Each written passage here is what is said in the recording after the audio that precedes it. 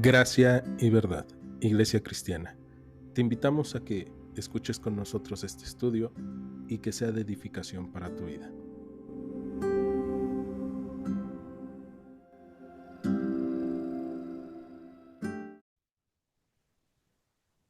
Bien, el día de hoy vamos a continuar con nuestro estudio en el segundo libro de los Reyes, pero en medio de nuestro recorrido debemos recordar lo que hemos visto. Ha muerto Acab, este rey malvado que hizo lo malo ante los ojos de Dios, que se casó con Jezabel, que puso la adoración a los Baales en todo el reino del norte, y también estamos viendo entonces cómo Israel ha caído en la depravación, ¿no? Todos han hecho mal, todos han adorado a Baal, y en medio de eso Dios levanta a Elías. Elías profetiza en contra de Acab. Acab parece que se arrepiente, pero al final va a resultar que Acab no se arrepiente realmente y termina muerto, alejado de Dios, y a Acab lo va a suceder su hijo Asa, no, no, perdón, su hijo Ocosías, su hijo Ocosías, y Ocosías va a reinar un periodo bastante corto en el reino de Israel, que va a ser 2 años. Ocosías, al haber sido educado por su padre y su madre, por Acab y Jezabel, continúa con las costumbres de sus padres, y a pesar de conocer a Dios y a pesar de tener oportunidad de arrepentirse, vemos a un Ocosías que en el momento en el cual él cae por la ventana de la sala de su casa, él manda a preguntar a Baal Zebub, el dios de Ecrón, si él va a sanar, ¿no? Y esta parte es bien triste porque debemos recordar, ni siquiera manda a pedir que lo sane o así, simplemente él quiere saber, ¿voy a sanar o no voy a sanar? A esto Dios va a enviarle a Elías para decirle, oye, ¿no has entendido que hay un Dios en Israel? ¿Por qué consultas a Baal Zebub? ¿No? Y lo que va a pasar es que entonces Dios le profetiza o le manda esta profecía a través de Elías de que Ocosías ha de morir. Y Ocosías muere.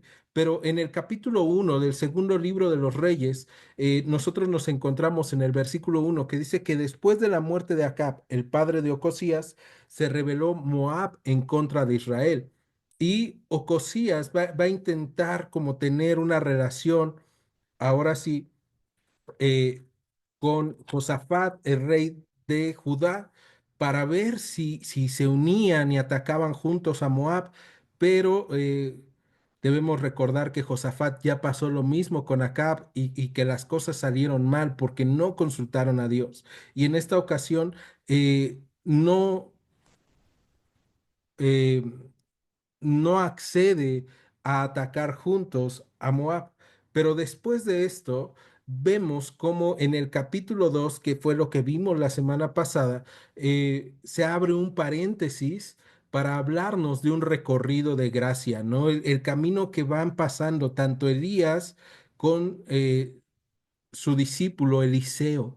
Y vimos cómo van pasando por diferentes ciudades y lo que significaba en ese tiempo para el pueblo de Israel y en especial para el reino de Israel, y lo que Dios había puesto en esos lugares y cómo la gracia de Dios se había mostrado para con el pueblo de Israel a través de toda su historia. Y después de este recorrido que ellos dos dan, vemos cómo Dios se lleva a Elías y deja a Eliseo con esta doble porción. Y la semana pasada, antepasada, estuvimos hablando de esta doble porción, que no es que sea el doble de profeta que Elías, sino que está recibiendo la herencia de Elías, de manos de Elías, pero especialmente de manos de Dios, porque Elías le dice, yo no puedo dártelo, ¿no? Si tú ves cuando yo sea llevado y mi manto lo recoges, entonces te será dado. Y es que el que le da esta doble porción o esta herencia de poder continuar con el mensaje profético al pueblo de Israel, a Eliseo, es Dios mismo. Y hablábamos también de que Dios mismo nos ha dado esta herencia de nosotros poder continuar hablando de Dios y compartiendo de la gracia de Dios a otras personas como Eliseo.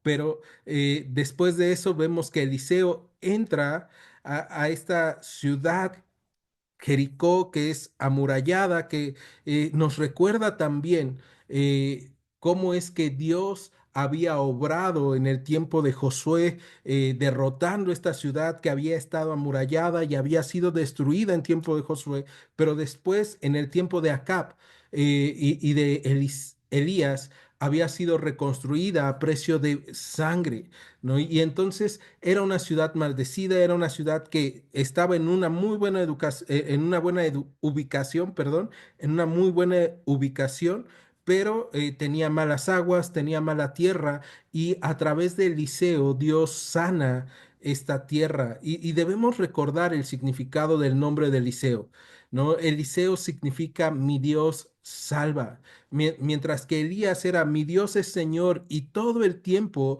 de la labor de Elías se mostró que Dios era Señor por sobre todos los dioses, por sobre todas las cosas. En el tiempo de Eliseo, lo que nosotros vamos a estar viendo una y otra vez es que Dios salva y que Dios da gracia a aquellos que muchas veces no lo merecen, recordándonos que Dios nos ha dado gracia a nosotros aun cuando no lo merecíamos. Entonces se cierra ese paréntesis de cómo es llevado Elías y regresamos a la historia de los dos reinos, en donde Ocosías ha muerto y no dejó sucesor. No murió joven, no tenía hijos que pudieran sucederle, pero tenía un hermano, hijo de Acab, y es ahí donde nosotros entramos en el capítulo 3 que el día de hoy vamos a estudiar del segundo libro de los Reyes. Entonces, acompáñame, capítulo 3 versículo 1. La palabra de Dios dice así: Joram, hijo de Acab, comenzó a reinar en Samaria sobre Israel el año 18 de Josafat, rey de Judá, y reinó 12 años. E hizo lo malo ante los ojos del Señor, aunque no como su padre y su madre, porque quitó las estatuas de Baal que su padre había hecho, pero se entregó a los pecados de Jeroboam, hijo de Nabat, que hizo pecar a Israel y no se apartó de ellos. Entonces, Mesa, rey de Moab, era propietario de ganados y pagaba al rey de Israel 100,000 corderos y 100,000 carneros con sus vellones.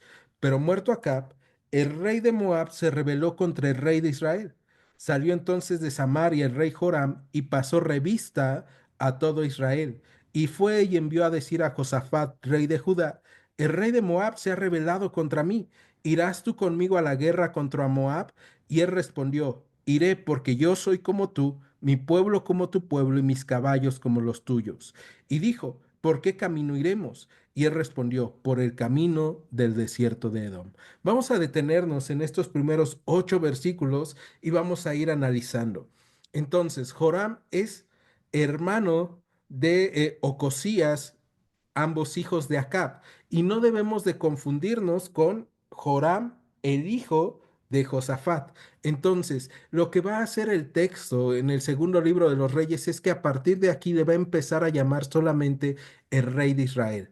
No debemos recordar que tanto Acab como perdón, tanto Acab como Josafat emparentaron, ¿no? La hija Atalía, la hija de Acab, se casó con el hijo de Josafat, que justamente tiene el mismo nombre, Joram. Esto va a ser todo un enredo, pero debemos de saberlo para entender que había lazos que los unían y que por lo tanto Josafat iba a estar buscando también el bienestar de su hijo y sabía que el bienestar de su hijo estaba anclado al bienestar del reino del norte. Por lo tanto, nosotros lo que podemos encontrar en esta situación que está pasando con Joram, en donde Joram se ve de repente atacado por los moabitas que ya no quieren rendir este tributo que se le daba al rey de Israel, él va y pide apoyo a Josafat. Y a pesar de que Josafat sabía y había sido llamada su atención por Jehú, y nosotros lo vimos cuando estudiamos esa parte, y fuimos al segundo libro de las Crónicas. Es más, acompáñame, vamos al segundo libro de las Crónicas, capítulo 19, para recordar esta parte en donde Acab decide atacar y lo que nosotros nos vamos a encontrar es que el profeta Jehú va a hablar después a Josafat. Capítulo 19, versículo 1 del segundo libro de las Crónicas dice: Josafat, rey de Judá, volvió en paz a su casa en Jerusalén, después de que Acab, te acuerdas cómo fue que va a la guerra?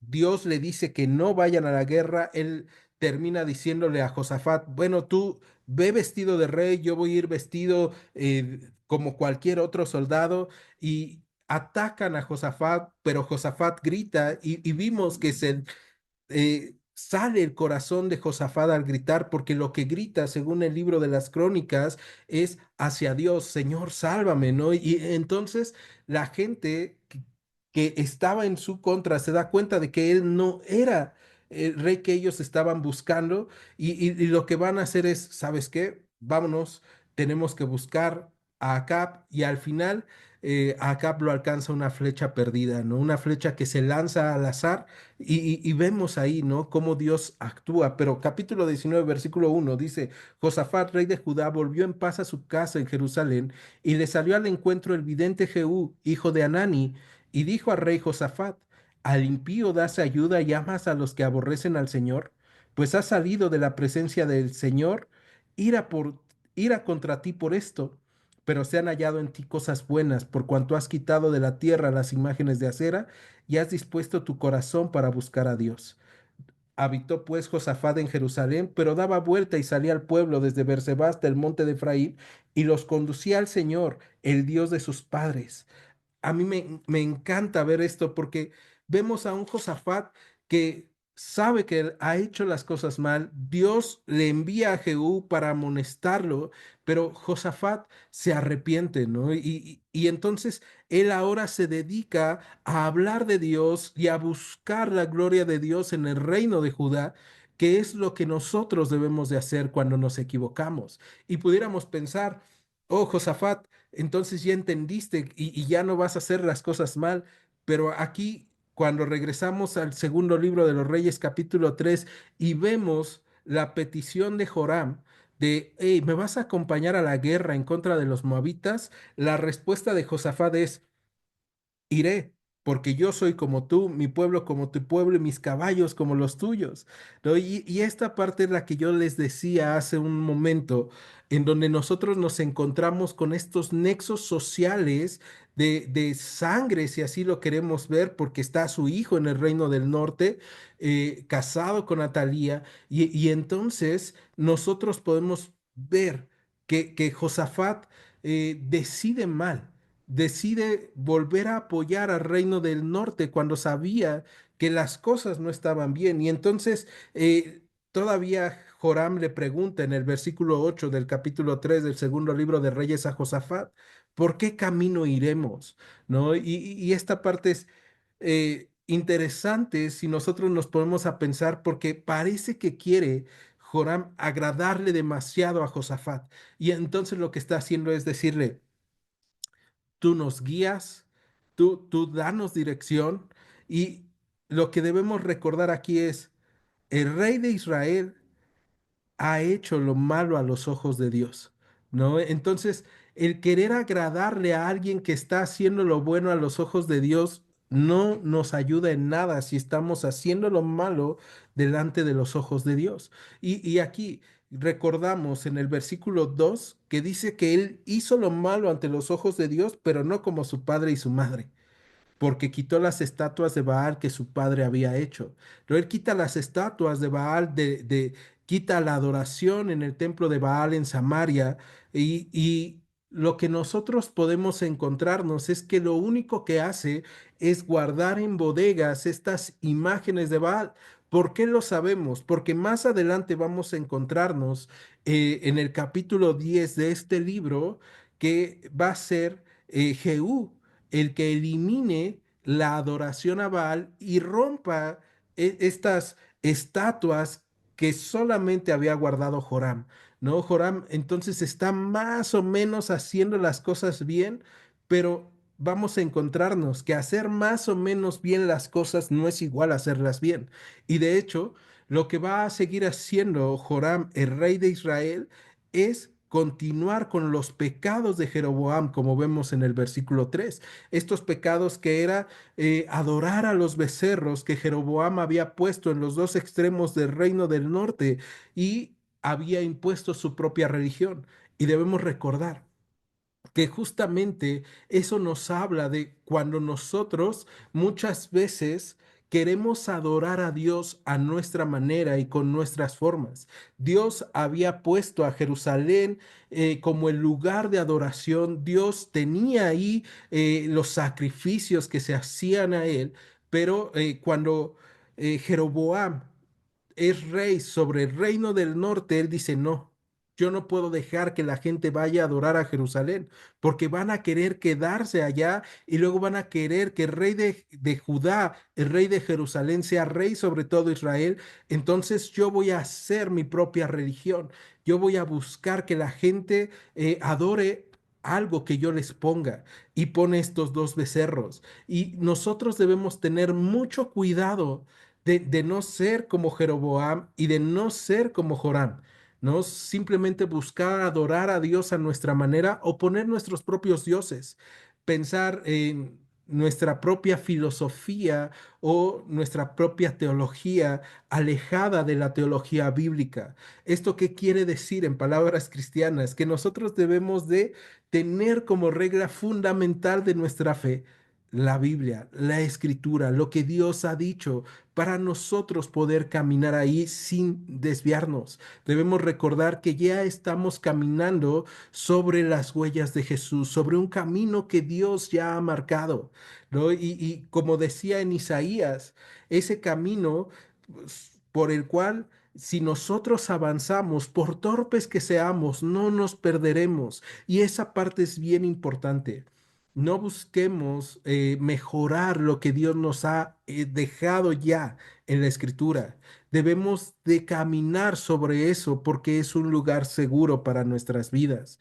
Entonces, vemos cómo Joram y Jeroboam, perdón, Joram y Josafat van a la guerra en contra de los moabitas. Versículo 9 dice, salieron pues el rey de Israel, el rey de Judá y el rey de Edom. Y aquí ya se junta un tercer rey.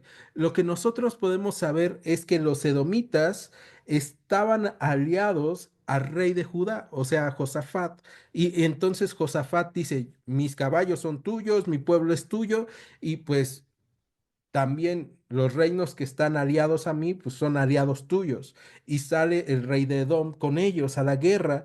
Y continuamos en el versículo 9 y dice, y como anduvieron rodeando por el desierto 7 días de camino, les faltó agua para el ejército y para las bestias que los seguían.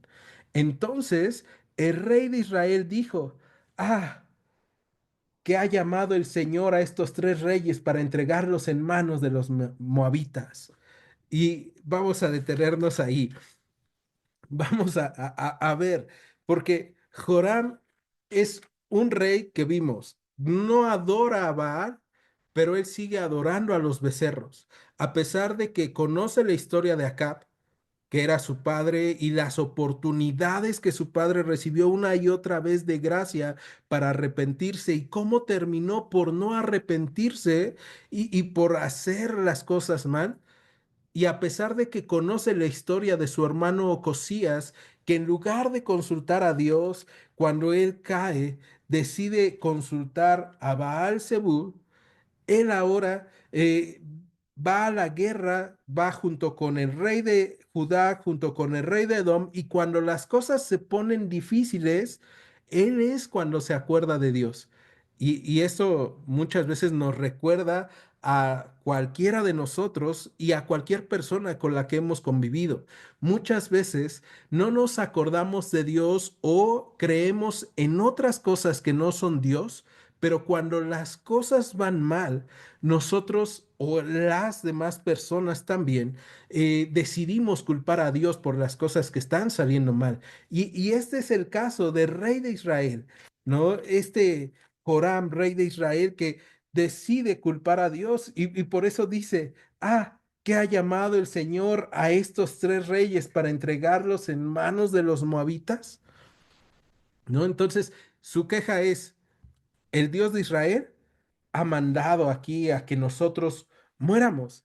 Primera, ¿quién ha tomado la decisión de ir en contra de los moabitas? El rey de Israel, el rey de Judá y el rey de Edom. O sea, ninguno de los tres había consultado a Dios. Y esta parte es triste porque cuando nosotros vemos la historia del rey de Judá, vemos que era un rey que se había dedicado a estudiar la palabra y que se había dedicado a compartir la palabra, pero que aquí se había aliado por intereses personales y se había olvidado de consultar a Dios. Y ahora, en esta alianza, llega el momento en donde están desfalleciendo porque caminaron 7 días por el desierto. ¿Quién había tomado esta decisión de caminar por el desierto? El rey de Judá, Josafat. Él había dicho, vamos a ir por el camino del desierto de Edom. Y esto era una estrategia militar, porque los edomitas tenían su frontera con los moabitas. Y yo sé que esto parece así como una clase de geografía y de historia de Medio Oriente, pero esta parte es bien importante. Tenían su frontera con los moabitas, pero esa frontera estaba descuidada porque era una frontera llena de montañas con desierto y entonces era muy árida, pero era la mejor forma para poder conquistar militarmente.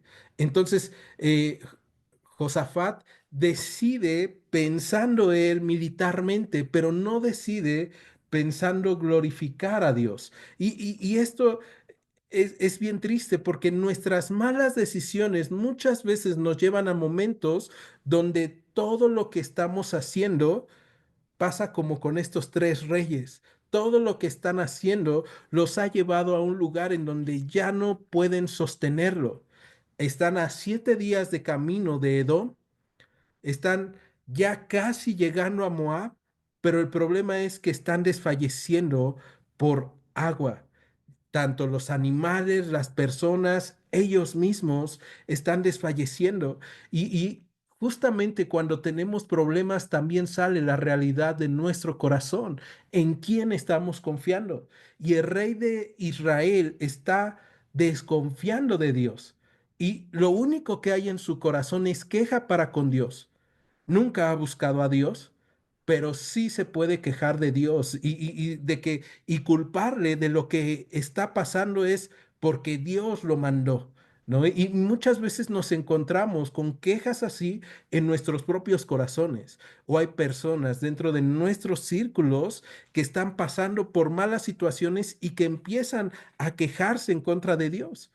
Ahora, vamos a ver cuál sería la contraparte, que es Josafat, el rey de Judá. Verso 11 dice, mas Josafat dijo, ¿no hay aquí profeta del Señor para que consultemos al Señor por medio de él? Y uno de los siervos del rey de Israel respondió y dijo, aquí está Eliseo, hijo de Safat, que servía a Elías. Y Josafat dijo, este tendrá palabra del Señor. Y descendieron a él el rey de Israel y Josafat y el rey de Edom. Vamos a detenernos ahí. Y fíjate, la contraparte del rey de Israel es Josafat. Y Josafat, el rey de Judá, lo que está haciendo es, ¿no habrá por acá un profeta de Dios? En medio de los problemas, él sabe que ha hecho mal al no consultar a Dios y su mejor solución es, debo de consultar a Dios. Me he equivocado nuevamente, he hecho las cosas mal, tengo que consultar a Dios, porque Él va a ser el que nos dé una solución, porque Él va a ser el que nos va a guiar. Y esta parte me llama mucho la atención, que dice la Escritura que es uno de los siervos del rey de Israel, o sea, de Joram de Israel, el que no quiere nada con Dios, el que solamente se queja de Dios, el que sabe que en medio de ellos hay un profeta que es Eliseo. Y aquí hay algo que me encanta, o me encantaría, mejor dicho, que viéramos, que es que están a 7 días de Edom, están lejos de Judá, están lejos de Israel, pero ahí está el profeta Elías en medio de ellos. Y esta parte es como, ¿por qué está Elías en medio de todos ellos, ¿no? En medio de los ejércitos, de estos tres ejércitos. Y es que aunque ellos se habían olvidado de consultar a Dios, Dios no se había olvidado de proveerle su palabra. Y eso se llama gracia. O sea, es pura gracia de parte de Dios que cuando nosotros nos olvidamos de consultarle o cuando hay solo quejas en contra de Dios en nuestros corazones, Dios manda su palabra a nosotros, manda a personas junto a nosotros para que nos compartan y nosotros podamos tener esperanza o nosotros podamos tener guía y saber qué es lo que puede pasar con nuestras vidas. Entonces, Josafat está preguntando, se le dice, sí, hay alguien, está Elías, y Josafat conoce a Elías. Probablemente el rey de Israel no conozca a Elías, perdón, a Eliseo, pero Josafat sí conoce a Eliseo. Y entonces Josafat dice, él va a tener una palabra de parte de Dios para nosotros. Y ellos descienden. Y yo me imagino a Joram, el rey de Israel, molesto, diciendo, no, no debería yo de hacerlo, yo no debería de ir con el profeta de Dios, porque yo estoy confiando en los becerros, tenemos a Baal, ¿no? Aunque yo ya guardé las estatuas, pues ahí están, ¿no? Y de todas formas descienden. Verso 14, perdón, verso 13. Entonces Eliseo dijo al rey de Israel, ¿qué tengo yo contigo? Ve a los profetas de tu padre y a los profetas de tu madre. Y al rey de Israel le respondió, no, porque Dios ha reunido estos tres reyes para entregarlos en manos de los moabitas. O sea, nuevamente, vemos ahora a un Eliseo hablando con el rey de Israel y dice, hey, o sea, si no confías en el Dios de Israel, pues ve con los dioses de tus padres, que les funcionaron muy bien. O sea, le funcionó muy bien a Acab adorar a los Baales. Entonces ve con los Baales, ¿no? Ve con los becerros de oro. Y de todas formas, la queja del rey de Israel es, pues es que el que me ha puesto en este lugar y me ha puesto en este problema es el Dios de Israel. Nos quiere muertos a los tres reyes. Verso 14 ahora sí, dice que Eliseo le dijo, vive el Señor de los ejércitos, en cuya presencia estoy, que si no tuviese respeto al rostro de Josafat, rey de Judá, no te miraría a ti ni te viera. Mas ahora tráeme a un tañedor. Y mientras el tañedor tocaba, la mano del Señor vino sobre Eliseo, quien dijo, así ha dicho el Señor, hagan en este valle muchos estanques, porque el Señor ha dicho así. No verán viento ni verán lluvia, pero este valle será lleno de agua, y beberán ustedes y sus bestias y sus ganados. Y esto es cosa ligera en los ojos del Señor. Entregará también a los moabitas en sus manos, y destruirán toda ciudad fortificada y toda villa hermosa, y talarán todo buen árbol, cegarán todas las fuentes de las aguas, y destruirán con piedras toda tierra fértil. Aconteció pues que por la mañana, cuando se ofrece el sacrificio, he aquí vinieron aguas por el camino de Edom, y la tierra se llenó de aguas. Vamos a detenernos ahí. Bien, ¿qué nos encontramos en esta porción? Primera, Eliseo no quiere nada con el rey de Israel, porque sabe que Joram ha hecho lo malo delante de los ojos de Dios y que no se ha arrepentido. Pero de todas formas habla con él y habla con el rey de Judá y con el rey de Edom por una sola razón. Dice, por el respeto que tiene a Josafat, el rey de Judá. Y eso lo hace Eliseo, pero Dios lo está haciendo por el pacto que ha hecho con David, ese pacto en donde dijo que Él estaría con Él y los suyos. Y entonces lo que nosotros nos estamos encontrando aquí es pura gracia, ¿no? Dios está dando mucha gracia a Joram, a Josafat y al rey de Edom. Y Él dice, bueno. Mira, si fuera por ti ni te viera, ni te hablaría, pasarías desapercibido para mí. Y esta parte es tremenda, porque muchas veces las personas podrían pasar desapercibidas para nosotros y podríamos dejarlos en su pecado si no fuera porque la gracia de Dios nos empuja a compartirles el Evangelio. Y porque recordamos que esa misma gracia de Dios que nos empuja a compartirles las buenas noticias y a compartirles sobre la salvación que hay en Dios, es la misma gracia que nos alcanzó.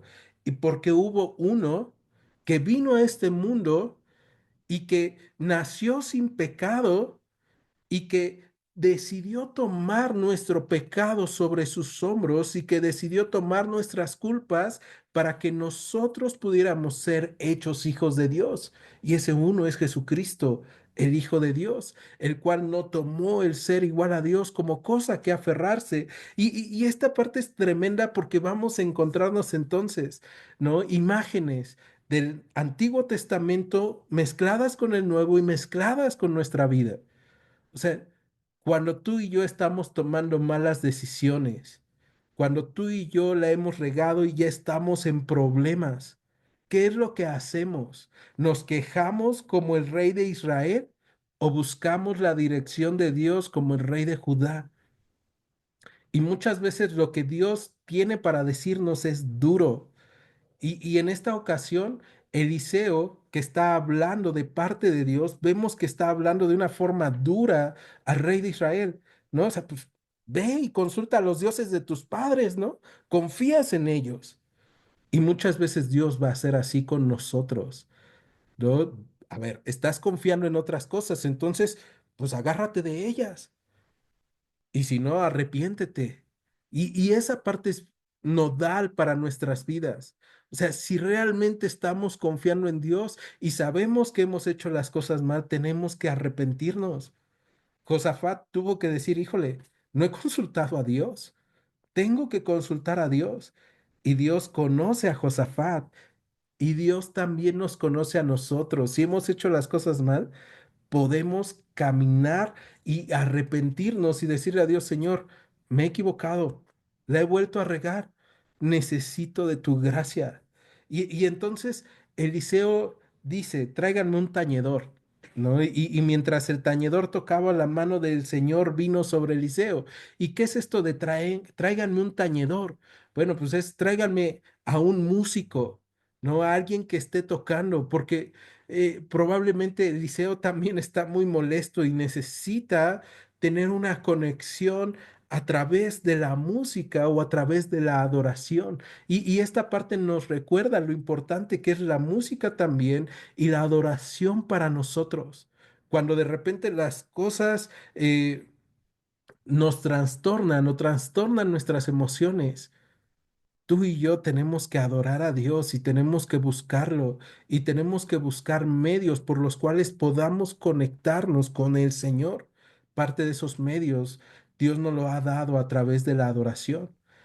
Hay quien dice, y es muy cierto, que la música puede mover las emociones. Entonces, lo que va a buscar Eliseo es a través de la música relajarse y poder tener nuevamente un canal directo con Dios. El día de hoy tú y yo no solamente tenemos a la música, sino que tenemos al Espíritu Santo con nosotros, el cual es Dios mismo y habita por la fe en nuestros corazones. Entonces, a través de Él podemos tener contacto con el Padre y dirección sobre lo que vamos a hacer. Y, y, y da instrucciones. Y entonces les dice, hagan en este valle muchos estanques. Y a mí me da risa porque les está diciendo, caben hoyos en este valle. Es desierto. De lo que están padeciendo es de agua.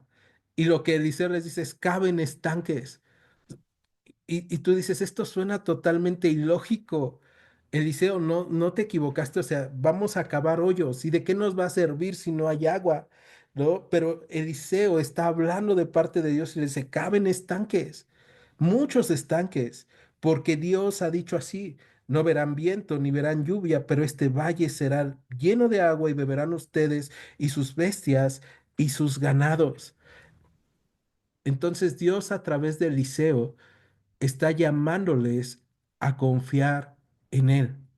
Y esta es una parte tremenda para nosotros el día de hoy si nos encontramos en pruebas o en dificultades, porque muchas veces lo que Dios nos diga a través de su palabra nos va a parecer ilógico, irónico o hasta risible. Dios, pero ¿cómo no estás viendo? Y tú y yo debemos recordar que en este mundo caminamos, como dice el apóstol Pablo en la segunda carta a los Corintios, capítulo 5 versículo 7 por fe y no por vista.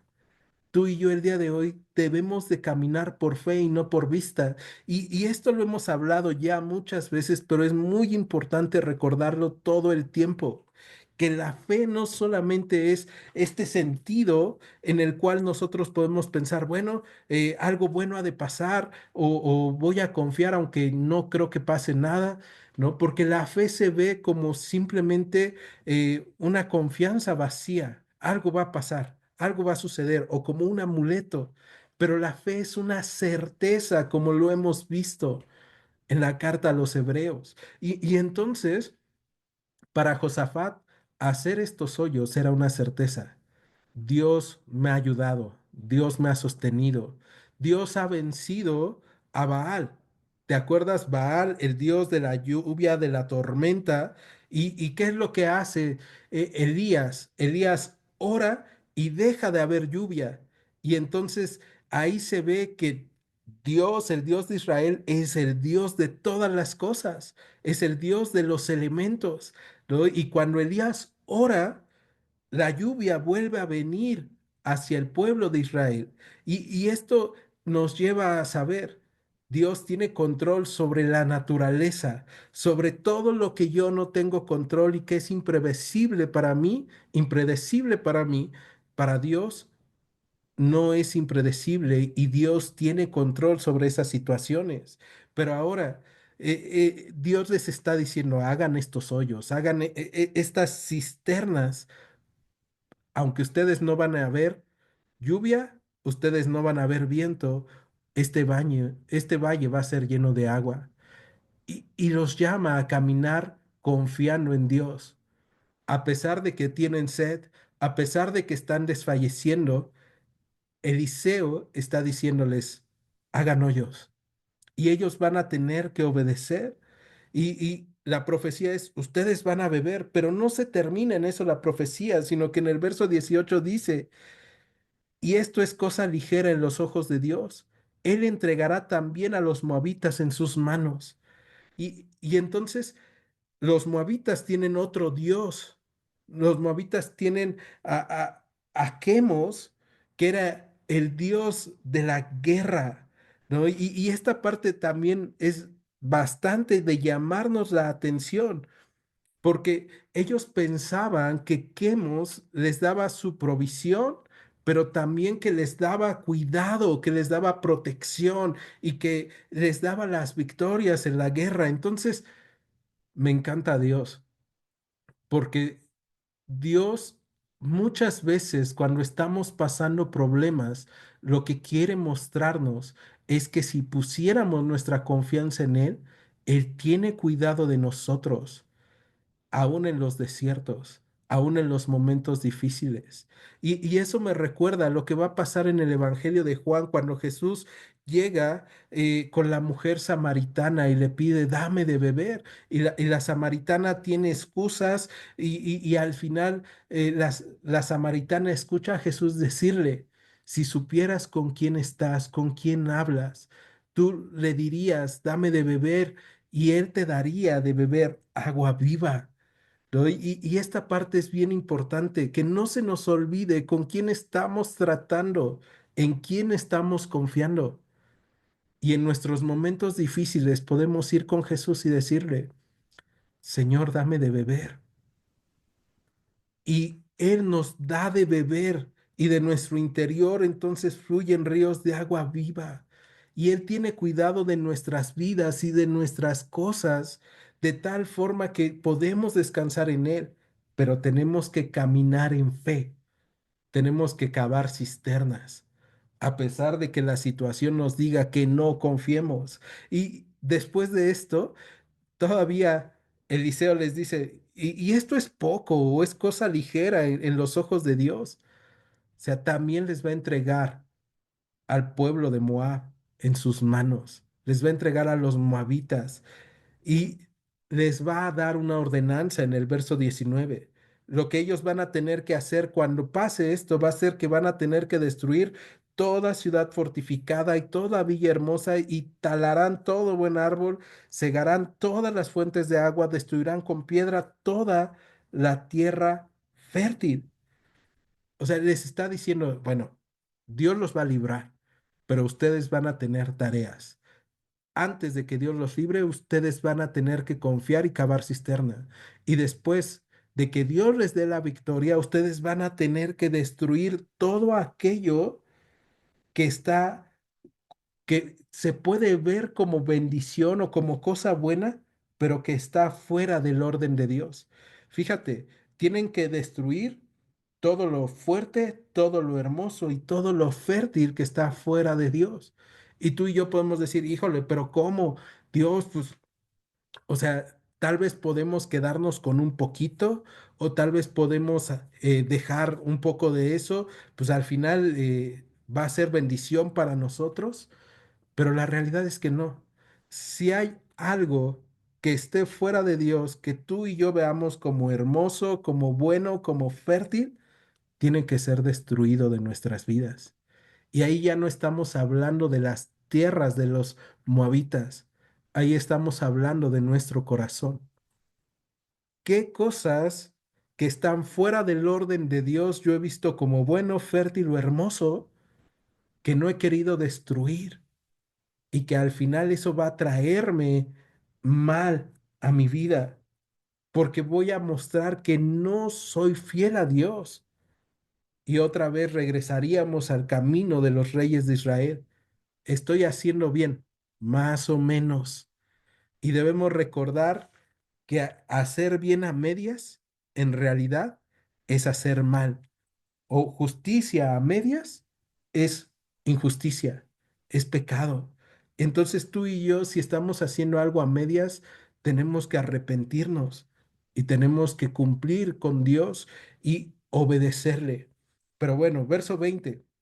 Vamos a ver si estos tres reyes confían en la palabra de Elías y en la dirección de Dios. Dice, aconteció pues que por la mañana cuando se ofrece el sacrificio, he aquí vinieron aguas por el camino de Edom y la tierra se llenó de aguas. Algo que es impactante, que me encanta y que amo, es que Dios siempre cumple su palabra. Si ellos cavaban o no cavaban estas cisternas, de todas formas iba a llegar el agua, porque Dios iba a cumplir.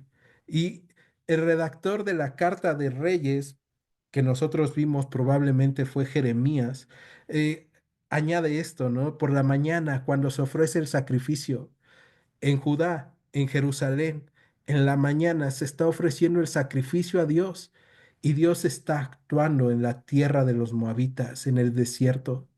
O sea, Dios está actuando en medio de nuestras vidas, a pesar de que estemos lejos de Él, a pesar de que no veamos, Dios está actuando con misericordia en nuestras vidas. Dice que la tierra se llenó de aguas. Verso 21. Cuando todos los de Moab oyeron que los reyes subían a pelear contra ellos, se juntaron desde los que apenas podían ceñir armadura en adelante y se pusieron en la frontera. Cuando se levantaron por la mañana y brilló el sol sobre las aguas, vieron los de Moab desde lejos las aguas rojas como sangre, y dijeron, esto es sangre de espada.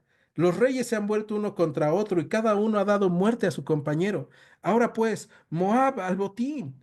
Pero cuando llegaron al campamento de Israel, se levantaron los israelitas y atacaron a los de Moab, los cuales huyeron de delante de ellos, pero los persiguieron matando a los de Moab y asolaron las ciudades y en todas las tierras fértiles echó cada uno su piedra y las llenaron, cegaron también todas las fuentes de las aguas y derribaron todos los buenos árboles, hasta que en Kir Jareset solamente dejaron piedras, porque los honderos los rodearon y la destruyeron. vamos a detenernos en esta parte y vemos el desenlace de esta historia, ¿no? Ya casi la conclusión, porque falta una parte, pero el desenlace de esta situación en donde estaban en el desierto, donde ya se sentían desfallecer, cuando obedecen la palabra de Dios, Dios les da victoria sobre sus enemigos. Dios tiene cuidado de ellos. Y esta parte es importantísimo para nosotros. Dios tiene cuidado de nosotros cuando obedecemos su palabra. Dios nos sostiene, Dios nos da victorias. Y aquí vemos que los moabitas son confundidos, ¿no? Se levantan y ven en medio de estas pozas de aguas que pues nunca llovió, o sea, nunca escucharon truenos, nunca vieron nubes, nunca vieron nada, pero de repente descendieron las aguas y los moabitas ven y dicen, eso es sangre, porque se veía el reflejo del sol en el amanecer, en el agua, y entonces ellos dicen, eso es sangre, estos tres reyes se pelearon, se mataron entre ellos, vamos por el botín, ¿no? Y descienden confiados. Y es ahí donde Dios los entrega y ellos deciden obedecer y hacer lo que Dios les había mandado, ¿no? Y no dejan nada fértil y obedecen a Dios. Y aquí vemos lo importante que es obedecer a Dios. Cuando tú y yo estamos bien con Dios, Dios nos da guía, dirección y la victoria. Verso 26. Dice, y cuando el rey de Moab vio que era vencido en la batalla, tomó consigo 700 hombres que manejaban espada para atacar al rey de Edom, mas no pudieron. Entonces arrebató a su primogénito que había de reinar en su lugar y lo sacrificó en holocausto sobre el muro. O sea, lo sacrificó a Quemos. Y hubo grande enojo contra Israel, y se apartaron de él y se volvieron a su tierra. Este último versículo, el versículo 27, es bien difícil de entender, ¿no? Primero porque en el verso 26 vemos al rey de Moab tomando a su primogénito y sacrificándolo, ¿no? Él está buscando la victoria a costa de su propio hijo y a través de un sacrificio humano que está penado en la Biblia. Pero al final él no cree en el rey de Israel, él cree en Quemos, ¿no? Y vemos los dioses de los pueblos, los dioses paganos, piden cosas que Dios no pide, piden sacrificios que Dios no pide para hacer cosas que no pueden hacer en contra de Dios. Dios no pide cosas que los dioses paganos piden. Dios lo que nos pide es nuestro corazón. Dios lo que nos pide es nuestra obediencia. Dios lo que nos pide es que tengamos una relación con Él. Este rey desesperado mata a su hijo sobre el muro. Y dice el verso 27 que hubo grande enojo contra Israel. Y esta es la parte que te digo, es difícil de entenderla, porque algunos traductores y algunos comentaristas dicen que lo que va a pasar es que hay enojo de el pueblo de Moab, toma valor al ver que su príncipe ha sido muerto o sacrificado y entonces atacan a Israel y dice que se apartaron de él y se volvieron a su tierra, ¿no? Entonces, que los moabitas reconquistaron la tierra de Moab, algunos dicen eso. Otros dicen que lo que va a pasar es que el ejército de Judá y el ejército de los edomitas se va a alejar del ejército de Israel, del reino del norte, porque van a decir, híjole, ve lo que provocaste, ¿no? Provocaste algo que Dios no ha mandado y entonces lo dejan solo. Y es que la historia nos marca algo bien interesante. En el Museo del Louvre, y aquí podemos ver cómo la Biblia es real, cómo la Biblia tiene sustento real, porque fíjate lo que te voy a decir. En el Museo del Louvre en Francia hay una estela que se llama la estela de Mesa, que justamente así se llama el rey de Moab, ¿no? Y es en esta estela o en esta piedra está grabado la historia de este rey y habla justamente de la guerra en contra de Israel. Y cuando habla en la guerra en contra de Israel, lo que va a decir es que Mesa venció a Joram, que Mesa venció al rey de Israel. Y entonces esto nos hace pensar, de hecho va a decir que mató a 700 israelitas, sí, me parece 700 israelitas, eh, eh, a favor de Quemos, ¿no? O en pro de Quemos, el rey de los moabitas. Pero esta parte de la historia nos va a hablar de que Dios decidió dejar al rey de Israel solo. Y aquí es donde tú y yo podemos ver qué es lo que va a pasar si solamente hay queja en nuestro corazón en contra de Dios. Dios va a darnos oportunidades una y otra vez, pero también Dios va a llegar el momento en el que nos va a entregar a nuestro pecado y a nuestros enemigos. Y esta parte es súper triste para el reino del norte, para el reino de Israel, porque entonces hubo una oportunidad más en el linaje de Acab con otro de sus hijos de poder arrepentirse, de poder quitar las imágenes de acera, de quitar las imágenes de los becerros de oro que habían estado desde Jeroboam, de quitar a los Baales y de adorar a Dios y arrepentirse, pero el rey de Israel no lo hace, ¿no? Y entonces Dios decide dejarlo solo. Y tanto Josafat, el rey de Judá, y el rey de Edom se alejan de él. Y estas tierras moabitas que iban a ser para él, lo que va a pasar va a ser que los moabitas la van a volver a recuperar. Y tú y yo necesitamos entender que con Dios no se trata de estar jugando a decir es que es por culpa de Dios o a buscar a Dios cuando las cosas van mal, sino se trata de buscar a Dios todo el tiempo y de buscar agradarle a Dios. Y no por temor al castigo, sino porque entendemos que cuando estamos bien con Dios, Dios tiene cuidado de nosotros. Porque los que necesitamos estar bien con Dios somos nosotros. Porque Él es bueno con nosotros y misericordioso. Acuérdate, Eliseo no necesitaba estar en medio del campo de guerra, pero Dios lo mandó.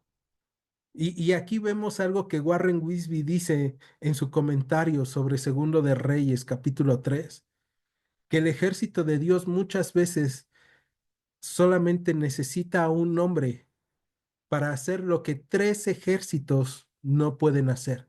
El ejército de Israel, el ejército de Judá y el ejército de Edom no podían sobrevivir sin el ejército de Dios. Y el ejército de Dios estaba compuesto por Eliseo, un hombre que está confiando en Dios y que cuando escucha el llamado de Dios y le dice el Señor, ve y habita entre ellos, va, habita entre ellos y en el momento en el que es requerido para hablar de parte de Dios, él habla de parte de Dios. Tú puedes ser un Eliseo para tu familia y en el momento en el que Dios te diga, háblales del Evangelio, háblales de mí, háblales de cómo yo puedo darle vida a sus cuerpos, cómo puedo darles vida a sus mentes y a sus corazones, cómo yo puedo darles la victoria, pero necesitan caminar conmigo, tú y yo podamos ser como ese Eliseo. Y tengamos cuidado de no ser como ese Joram, que lo único que tiene en su corazón es queja y amargura. Y si tal vez tú y yo hemos sido como Josafat, que hemos hecho las cosas movidos por nuestras emociones y nos hemos dado cuenta de que hemos hecho mal, podamos arrepentirnos y preguntar, ¿aquí habrá alguien que pueda compartirme la palabra de Dios? Y buscar a las personas que pueden compartirnos y que pueden ayudarnos a que Dios guíe nuestras vidas. ¿Me acompañas ahora? En Iglesia Gracia y Verdad Te agradecemos que hayas escuchado este estudio. Te invitamos a que continúes escuchando nuestros próximos estudios. Dios te bendiga. Gracia y verdad.